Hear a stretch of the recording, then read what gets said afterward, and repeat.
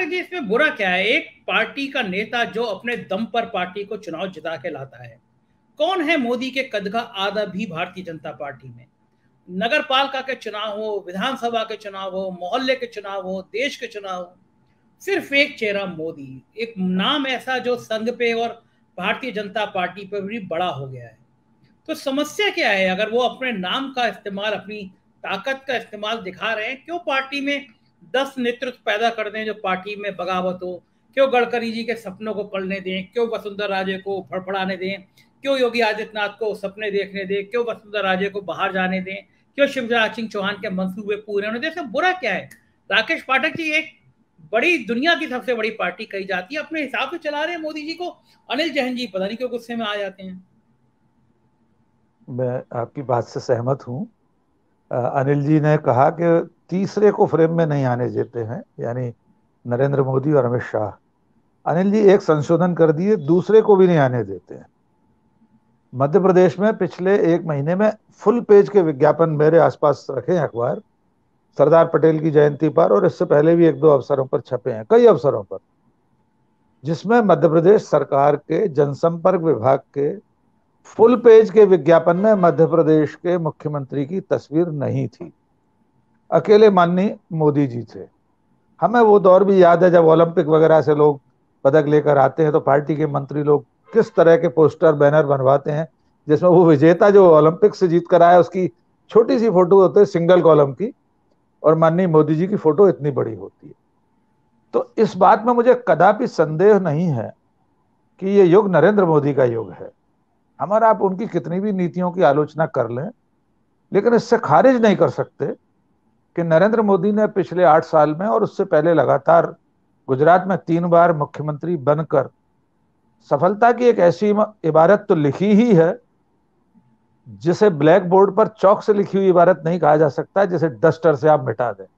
Number एक। दूसरी बात यह है कि सफलता के 100 पिता होते हैं, असफलता का एक भी नहीं। स्वाभाविक है जब तक नरेंद्र मोदी सफल हो रहे हैं उनकी उनके नेतृत्व पर, उनकी क्षमताओं पर कोई सवाल नहीं उठा पाएगा। यद्यपि वे कितने सफल हैं ये मुख्य धारा का मीडिया और उनकी पार्टी, उनका आईटी सेल, उनकी व्हाट्सएप यूनिवर्सिटी बहुत बड़ा चढ़ाकर प्रस्तुत करती है। जब उनकी चुनावी सफलताओं का जिक्र होता है तो कोई भूले से भी 2018 की मध्य प्रदेश, छत्तीसगढ़ और राजस्थान की विफलता को याद नहीं करता। जब उनकी सफलताओं की का सिलसिला गिनाया जाता है तो लोग ये गिनाना भूल जाते हैं कि स्वयं उनके गुजरात के मुख्यमंत्री रहते और बाद में 8 साल से प्रधानमंत्री रहते। हर 5 साल में गुजरात में सीटें कम हो रही हैं और पिछली बार 99 सीटें बची थी। ये भी कोई याद नहीं दिलाता, क्योंकि याद दिलाएंगे तो साहिब आलम बुरा मान जाए। संजय शर्मा और हम जैसे लोग ये इस तरह के गुनाह करते रहते हैं, तो आज भी हम ये गुनाह करेंगे। नहीं, हम याद नहीं दिला रहे, आप ही कह रहे हैं कि खराब खराब हाँ बातें हम ठीक है पहले। साहब, हमें तो आप हमें तो स्थायी रूप से साबरमती में जेल में डलवाने के चक्कर में है, कोई बात आपने नहीं है। देखा नहीं है, हम आपने उसके देखा लिए नहीं तैयार है। परसों वायर वालों के संवाद को क्या पुलिस पहुंच गई? बिल्कुल बिल्कुल, हम भी तैयार हैं सर। अच्छा लगेगा हमारे पास तक आए आईटी, सीबीआई, एनआईए, कोई दिक्कत नहीं है। हम बिल्कुल वस्तुनिष्ठ आधार पर ये आंकड़े गिनाना चाहते हैं संजय जी कि क्या सचमुच में नरेंद्र मोदी के युग में इतनी बड़ी सफलताएं मिली हैं। डॉक्टर साहब अनिल जी बताइए, कम से कम 12 से 14 राज्य आज भी ऐसे हैं जहां बीजेपी की सरकारें नहीं है, और पिछले 8 साल में अनेक राज्यों के विधानसभा चुनाव ऐसे हुए हैं जहां नरेंद्र मोदी को ही प्रस्तुत किया गया, उनके नाम पर वोट मांगे गए। आपने नगर पालिका, नगर निगम की बात कही संजय जी। हैदराबाद के नगर निगम चुनाव में माननीय मोदी जी गए थे ना चुनाव प्रचार करने। आपको याद होगा चार मीनार के पास बड़ी भारी उनकी सभा हुई थी। तो कितनी वहां तो सफलता मिली हम जानते हैं। वहां तो राकेश जी, वहां पे ओबीसी भैया रहते हैं, ओबीसी भैया सपोर्ट करते हैं, तो वहां तो जाना ही बनता भी है ना। नहीं, वो बिल्कुल आपस में उनका मौसेरे भाई का रिश्ता है, उसमें हमें कोई आपत्ति नहीं। और देखिए राजनीति में इन चीजों पर आपत्ति नहीं कर सकते हम। कोई दो पार्टियां आपसी तादाम्य के साथ चुनावी सफलता हासिल कर रही हैं, चाहे नरेंद्र मोदी ओबीसी ओवैसी के साथ कर रहे हो, ये कोई संविधान विरुद्ध काम तो है नहीं संजय जी। बिल्कुल भारत ठीक के बात। किसी कानून में ये तो नहीं लिखा कि ओबीसी का समर्थन लेना या पर्दे के पीछे उनकी मदद से चुनाव जीतना कोई अपराध है। तो मैं बिल्कुल उससे उस पर नहीं जाना चाहता। लेकिन आज का जो विमर्श का विषय है वो है गुजरात की संभावित हार। क्योंकि आपने कहा है कि अगर हार गए, मैं हमेशा कहता हूं और हम मैं क्या कहता हूं, सब जानते हैं कि राजनीति अनिश्चितताओं और अपार संभावनाओं का खेल है। जो नरेंद्र मोदी लगातार चुनाव जीत रहे हैं, वे 2018 में 3 राज्यों में चुनाव उनके होते हुए हार जाते हैं। हरियाणा का भी सर ने जिक्र किया ही, अनिल जी ने, वहां कोई बड़ी भारी सफलता नहीं मिली। बिहार में सब कुछ करके भी उनके हाथ से अब सरकार जा चुकी है उनकी। ऐसे अनेक उदाहरण है। बंगाल में उन्होंने क्या नहीं किया था बताइए। धरती आसमान एक कर दिया। ईश्वर ने उन्हें जो संदेश दिया था पुल गिरने पर, डायरेक्ट कोई कॉल आया होगा मोदी जी के पास कि ये पुल भगवान ने इसलिए गिराया है, तो मोदी जी ने बताया बंगाल की जनता को कि हमारे पास संदेश आया, आप लोग सुने संदेश को। इसके बावजूद बंगाल की में सरकार में नहीं आ पाए मोदी जी। अब गुजरात उनके लिए एक तरह से वाटरलू है। वाटरलू साबित हो सकता है या नहीं भी हो सकता। निश्चित तौर पर अगर गुजरात के नतीजे सकारात्मक नहीं रहे भारतीय जनता पार्टी के लिए, 99 के बाद 7-8 सीटें तो और कम होनी है। 92 से ही तो बहुमत है वहां पर संजय जी, 182 सीटों में। फिर तो 99 से 7 8 की सीटें सीटें बढ़ भी तो सकती हैं, 10 सीटें उधर। नहीं, बढ़ने के लिए तो वो खरीद फरोख्त वाला काउंटर भी खुल जाएगा मतगणना 8 तारीख के बाद, उसमें कोई ऐतराज नहीं। और न बढ़ पाए तो 6 महीने बाद बना लेंगे अपनी सरकार। लेकिन तब तक अगर सचमुच में भारतीय जनता पार्टी की सरकार नहीं बनी, तो न केवल नरेंद्र मोदी के लिए बल्कि भारतीय जनता पार्टी के लिए भी एक बड़ा झटका होगा। अब तक खुलकर मोदी के खिलाफ कोई बीजेपी में नहीं बोलता। वैसे सच तो यह है कि अगर 4 भी जमीर वाले लोग होते तो पार्टी में कोई ना कोई तो बोलता। कांग्रेस की लाख आलोचना कर लीजिए, नहीं, इंदिरा आपका गांधी और नेहरू आपका तक। आपका कहने का मतलब क्या है? गडकरी और राजनाथ सिंह में जमीर नहीं है? अगर होता तो सवाल जरूर पूछते कि आदरणीय सर, आपके नसीब से पेट्रोल की कीमतें कम हुई थी, मंत्रिमंडल की बैठक में तो पूछते कि अब ये 100 रुपए हो गया, अब आपका क्या कहना है। अच्छा ये तो पूछते कि राकेश, डॉलर 83 रुपए का हो गया है। राकेश जी, आप चाहते क्या है? जरा सा पूछा नहीं, तो संसदीय बोर्ड से बाहर हो गए गडकरी, तो आप क्या चाहते हैं? मैं पार्टी से भी बाहर हो जाए? हमारे शिवराज जी भी बाहर हो गए, हमें तो अपने मुख्यमंत्री की चिंता हो रही है।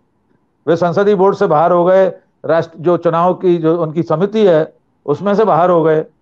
मेरा सवाल सिर्फ ये है कि अगर नरेंद्र मोदी ये चुनाव हारे, गुजरात का बीजेपी चुनाव हारी, उस दिन ये जरूर देखना होगा कि कितने लोग सचमुच बोल पाते हैं।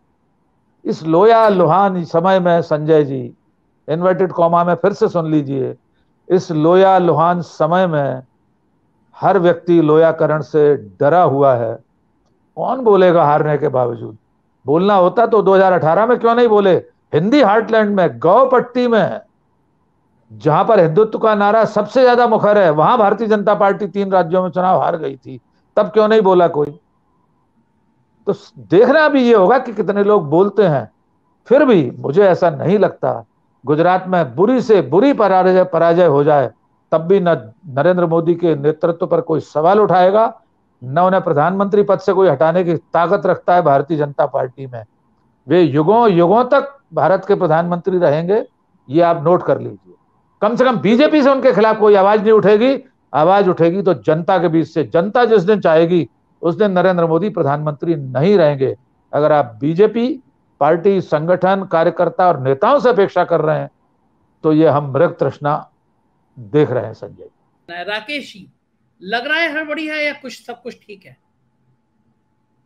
संजय जी, जिन हालात का आपने जिक्र किया, मैं कल भी एक चैनल पर कह चुका हूं कि मुझे नरेंद्र मोदी से अब कोई शिकायत नहीं है। मुझे शिकायत अपने देश और समाज से है। हमारी सामूहिक चेतना को क्या हो गया है?